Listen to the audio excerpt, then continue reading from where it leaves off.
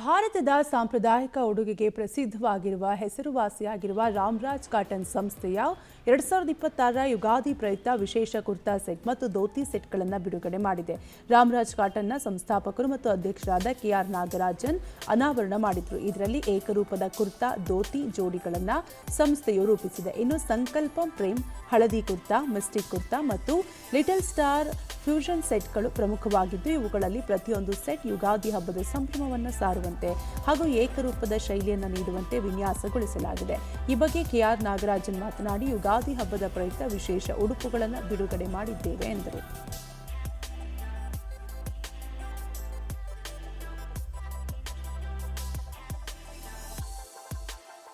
இந்த 2026 வரக்கூடிய கன்னட புதிய ஆண்டு புத்தாண்டுடைய ஃபங்க்ஷனுக்கு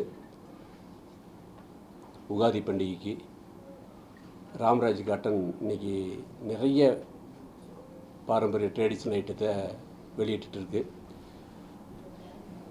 நம்ம இன்றைக்கி ஒரு 40 இயர்ஸ்க்கு மேலே இருக்கிறவங்க தான் இந்த தோத்தி போட்டிருக்கக்கூடிய சூழ்நிலை இருந்துகிட்ருக்கு. இப்போ சமீப காலமாக ஐடியில் இருக்கிற யூத்து, காலேஜ் பசங்க கூட யூத்து போட ஆரம்பிச்சிட்டாங்க.